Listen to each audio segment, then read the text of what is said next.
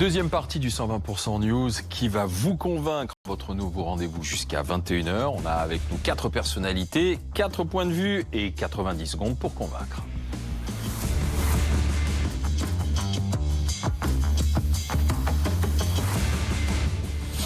Et ce soir, autour de cette table, Geoffroy Lejeune de Valeurs Actuelles. Il ne se fera pas vacciner, il n'en voit pas l'utilité vu son âge. Il nous expliquera pourquoi. Géraldine Mühlmann, professeure de sciences politiques, mal à l'aise avec la nomination d'Agnès Buzyn à l'Organisation mondiale de la santé, l'OMS, à Genève.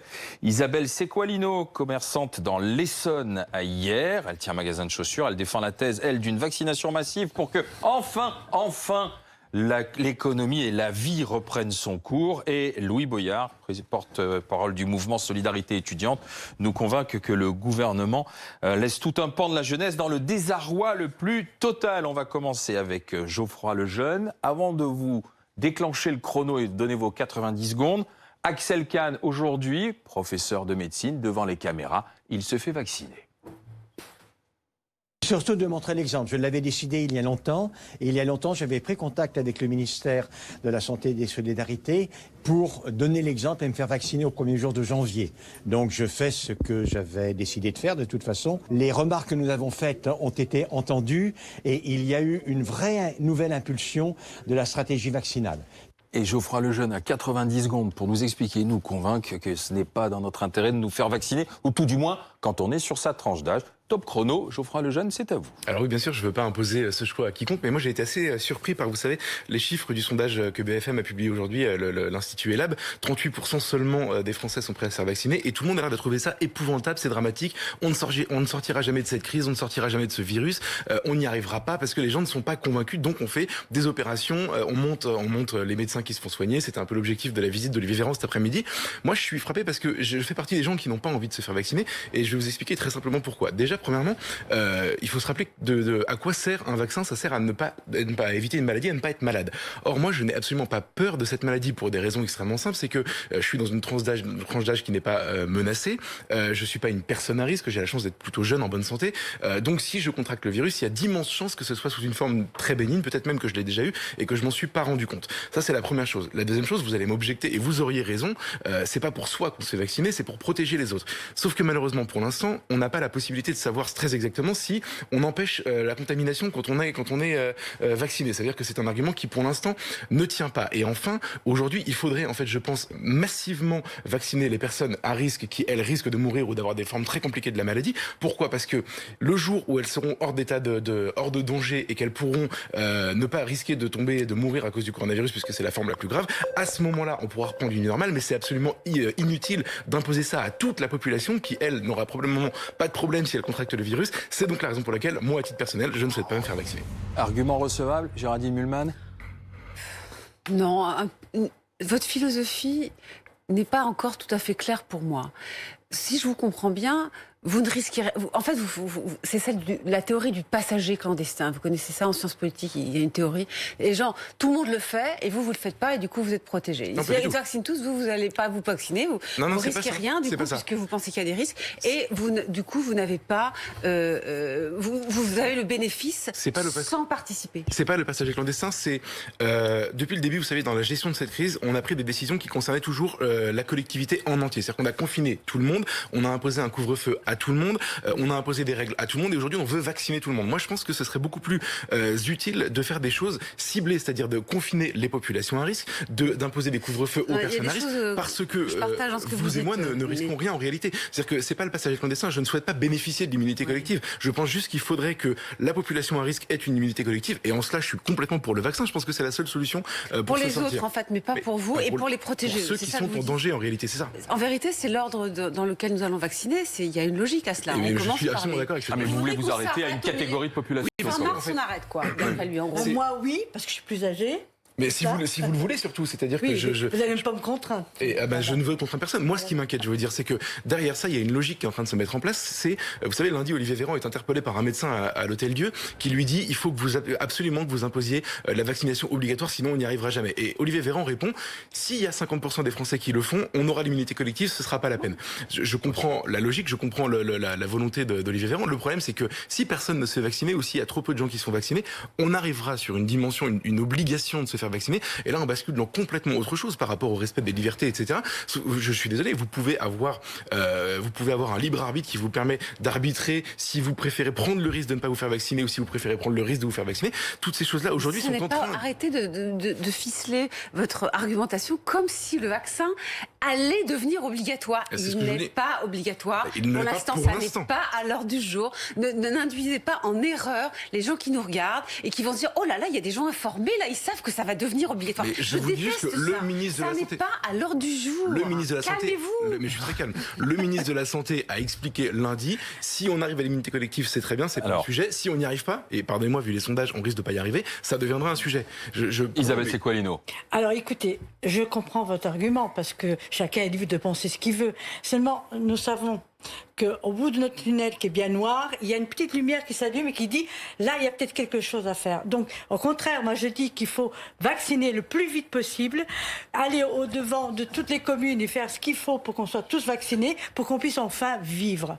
Voilà, c'est mon point de vue. Ce que vous dites, mais moi je suis parfaitement d'accord avec vous, mais ce que vous dites pourrait exister en ne vaccinant que les personnes à risque. Ce sont les seuls qui prennent vraiment des risques dans cette histoire, dans cette épidémie. Pourquoi vacciner toute une population qui n'est pas réellement en danger avec une maladie qui a quand même un taux de létalité très bas? Pourquoi est-ce qu'il faudrait imposer ça à tout le monde tout à coup? C'est pas imposé à tout le monde, Mais non, c'est pas imposé. Moi je parle de... En fait, c'est pas obligatoire.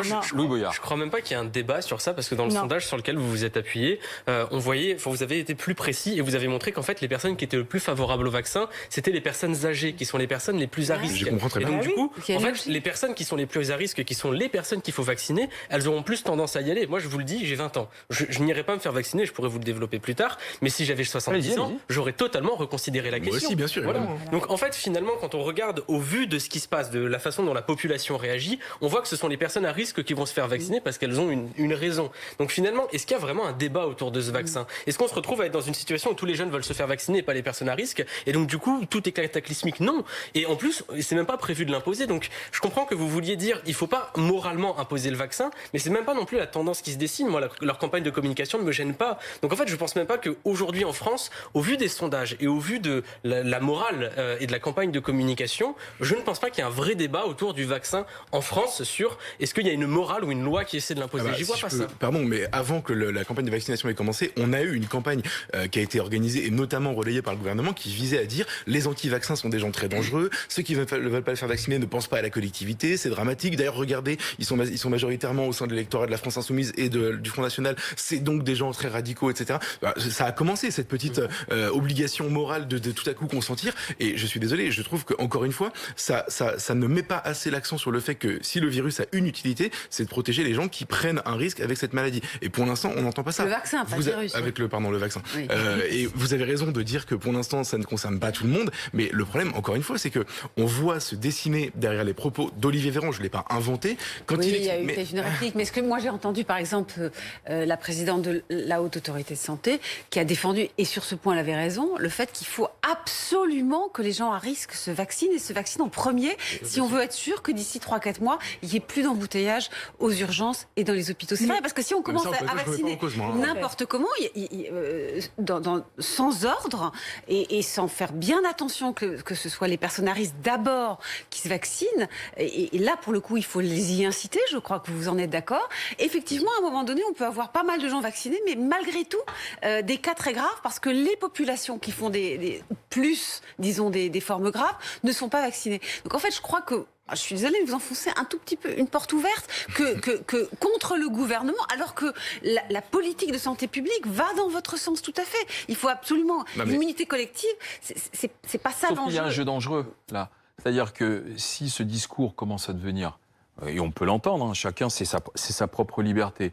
Et du coup, il peut infuser et dire, après tout, s'il ne le fait pas, pourquoi? Et si cette méfiance, et pourquoi moi je le ferai? Ouais. Pourquoi le non d'un coup? Et on voit il avance quand même, ce non, alors que les médecins aujourd'hui disent non, le vaccin c'est notre seule chance. Arrêtez de dire, vous ne voulez pas du confinement et vous voulez retrouver une vie normale, et puis en même temps, arrêtez de dire, non, je ne veux pas me faire vacciner.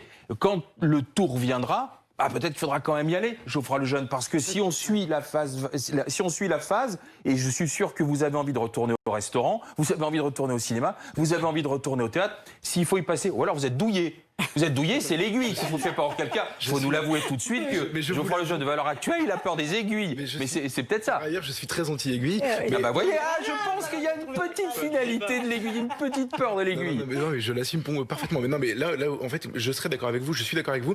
Juste, il y a une chose qu'il faudrait qu'on prouve, parce que c'est essentiel, c'est qu'on arrête de contaminer quand on est vacciné. Pour l'instant, ça n'est pas encore le cas. Le jour où ce sera le cas, évidemment, ça deviendra un autre problème. Pour l'instant, mais ça s'étudie là en ce moment, et on aura peut-être une réponse à cela pour vous. Mais pour l'instant, vous reconnaissez que c'est pas le cas. C'est donc pour ça que je trouve qu'aujourd'hui, présenter le vaccin comme la solution, le vaccin de personnes qui ne sont pas à risque comme une solution, je pense que c'est une erreur. Je pense que c'est même un mensonge, et je pense donc que l'espèce de climat qui est entretenu ne sert pas à la fin de la discussion, s'il vous plaît. On va vous demander votre avis sur ce que vient de vous dire Geoffroy Lejeune. Vous êtes-il convaincu ou non?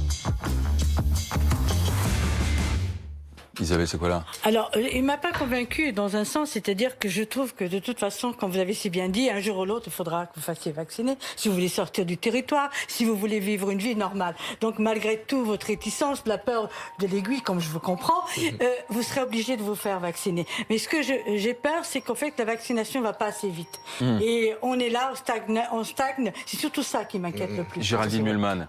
Moi, je trouve que si sa position, c'était de dire, il y avait une partie qui était cela quand même, il faut que ce soit d'abord et avant tout les personnes fragiles qui se vaccinent. C'est bien plus important pour elles que pour d'autres catégories d'âge. Écoutez, c'est pas si provocateur que ça, c'est logique et c'est la politique actuelle. Donc je trouve que vous y allez un peu fort. En vérité, vous dites des choses évidentes avec lesquelles beaucoup de gens sont d'accord. Après, c'est vrai qu'un discours global de méfiance vers le vaccin, c'est pas très bon, parce que même les personnes fragiles, ça risque de leur faire peur. Et elles, pour le coup, c'est très... Deux pas convaincus, Louis Boyard. Pour moi, si jamais la loi ou une morale... Convaincu ou pas? Non.